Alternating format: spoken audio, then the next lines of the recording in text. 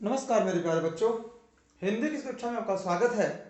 आज आज हम पढ़ेंगे पाठ 20 बसंती हवा। पाठ 20 बसंती हवा। पिछली कक्षाओं में हमने पाठ 19 को पढ़ा था, मिठाई वाला।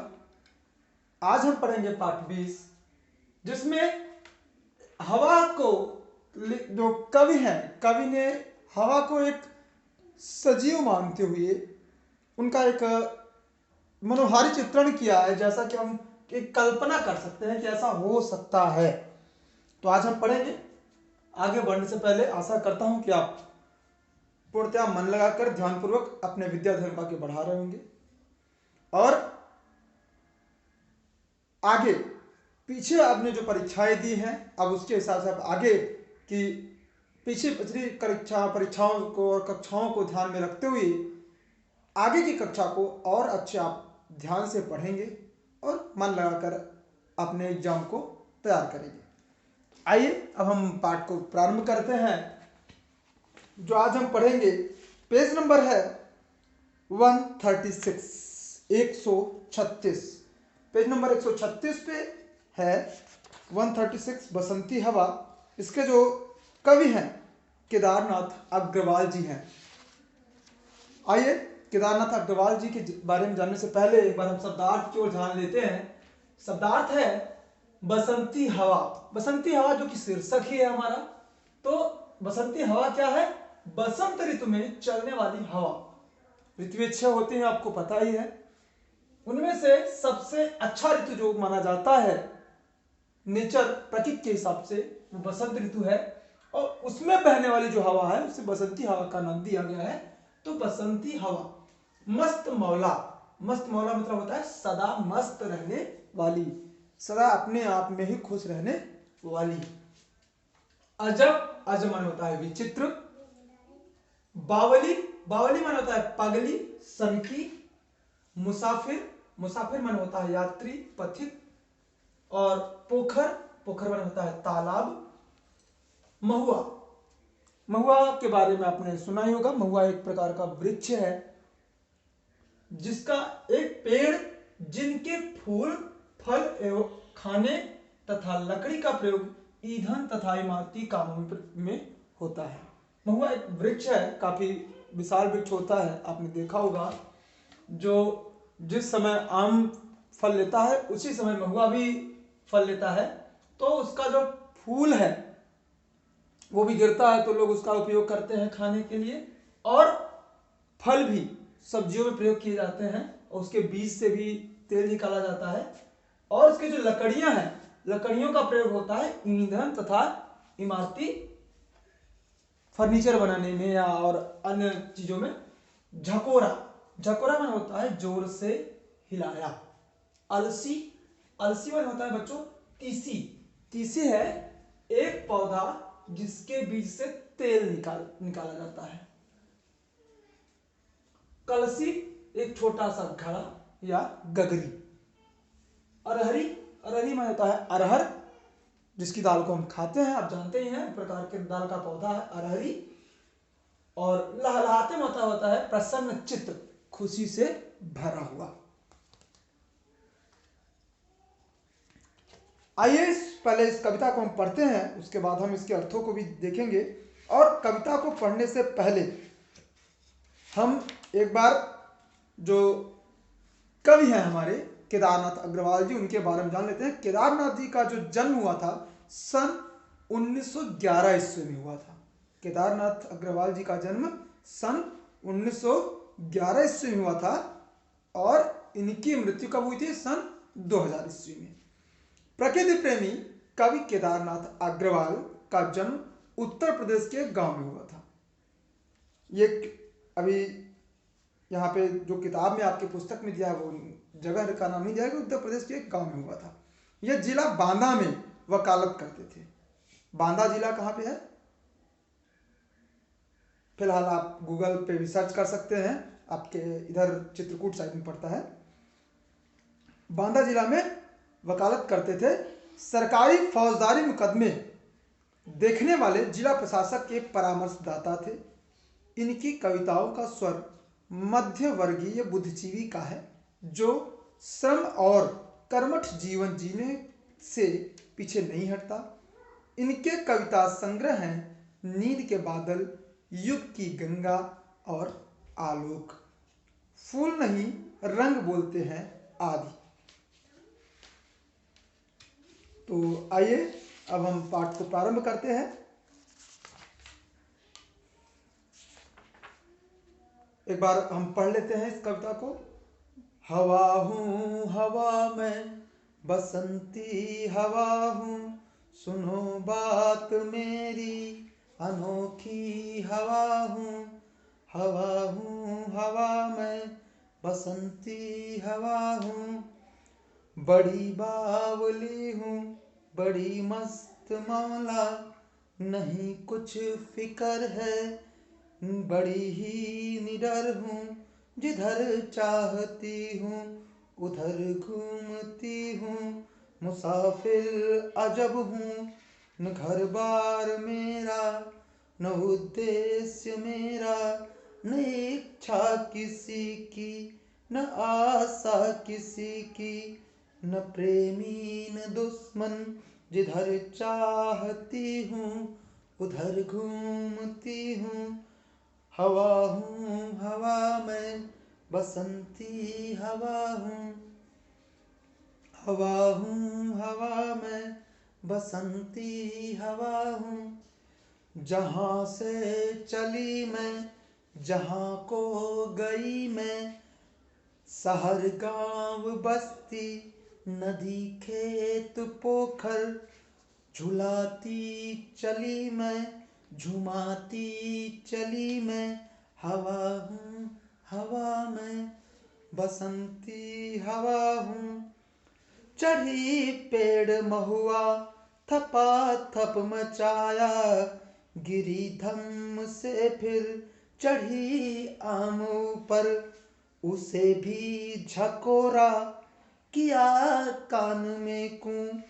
उतर कर भगी मैं हरे खेत पहुँची, वहाँ गेहूं में लहर खूब मारी। पहर दो पहर क्या अनेकों पहर तक इसी में रही मैं, खड़ी देख अलसी मुझे खूब सूझी। हिलाया झुलाया गिरी पर न कलसी, इसी हार को पा हिलाई न सरसों झुलाई न सरसों।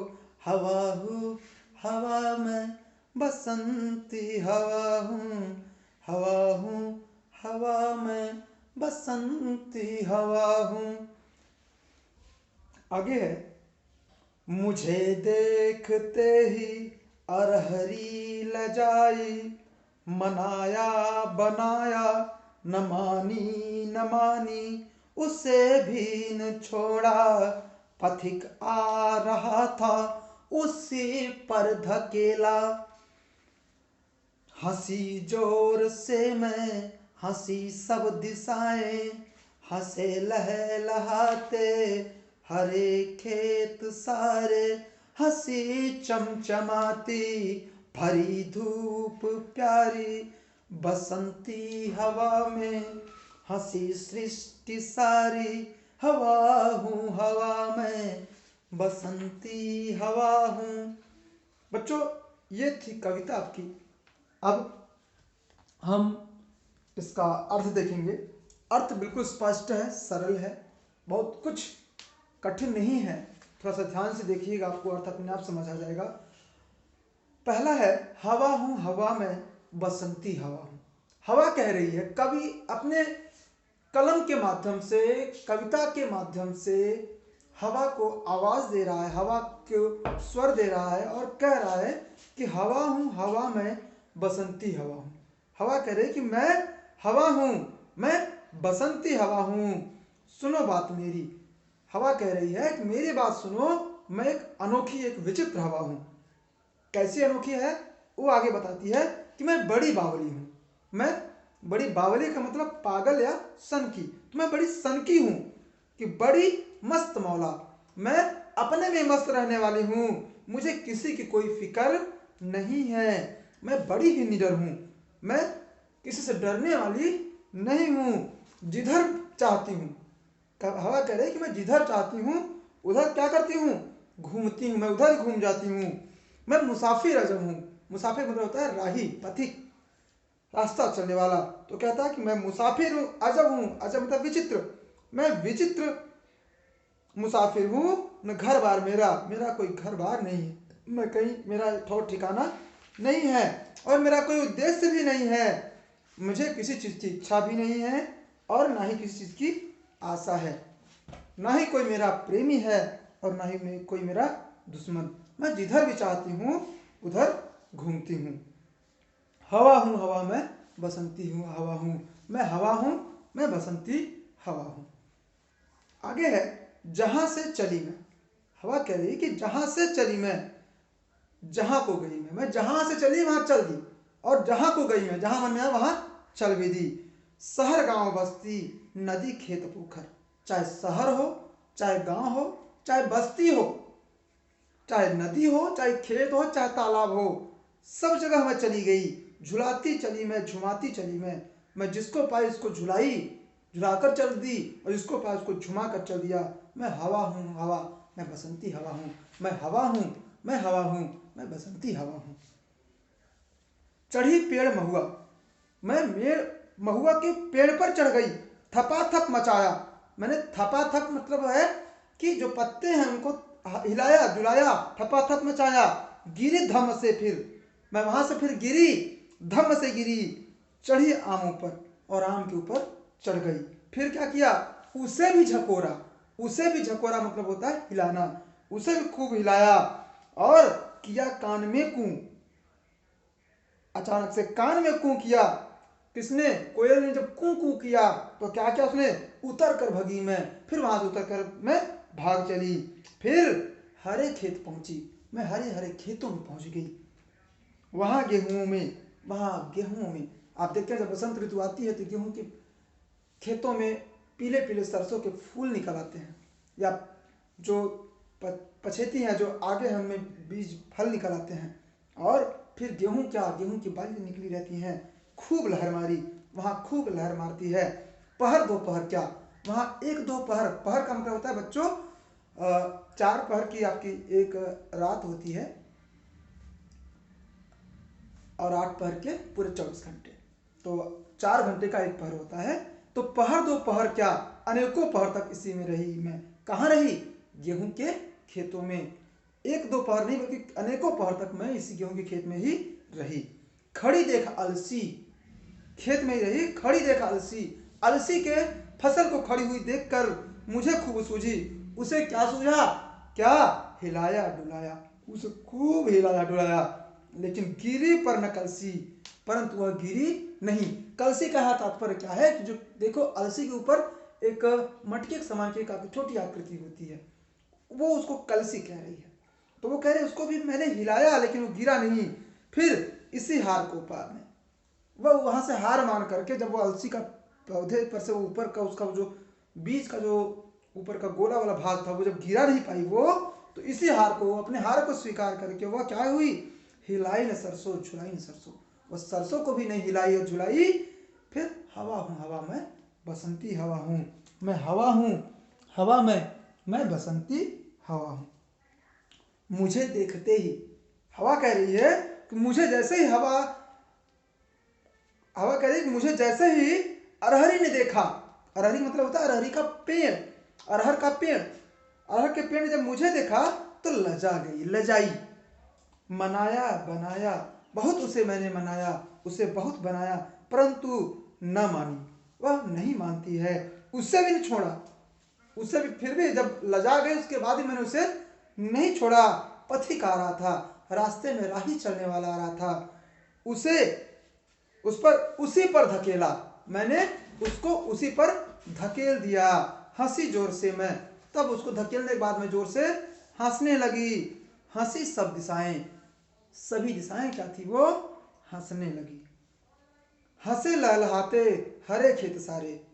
जो लहलहाते हुए खेत थे वो हंसने लगे, और हरे खेत सारे, सारे हरे हरे खेत जो वो हंसने लगे।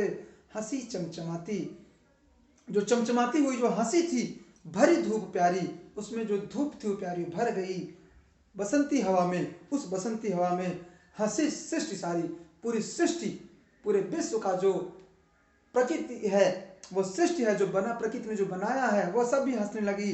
हवा हूँ हवा मैं, बसंती हवा हूँ, मैं हवा हूँ, मैं बसंती हवा हूँ। यहाँ पर ये कविता बड़े ही रोचक ढंग से, बड़े ही अच्छे तरीके से यहाँ पे केदारनाथ अग्रवाल जी ने खूब अच्छे से बसंती हवा को अपने तरीके से एक प्रकृति का निरूपण दिया है, जिसे समझ करके अगर वास्तव में उस जगह पे जाया जाए, उसे कल्पना किया जाए, तो वो प्रकृति का वो लुभावना दृश्य बरबस आंखों में भर आता है। मेरे प्यारे बच्चों, आपके लिए गृह कार्य है कि इस शब्दार्थ को उत्तर पुस्तिका में लिख करके याद करना है, और एक दिन कार्य में जब अन्य विभिन्न प्रकार की फसलों की सूची बनाकर उनका उपयोग भी लिखना है। कम से कम 10, मैं यहाँ पे लिख दे रहा हूं, कम से कम 10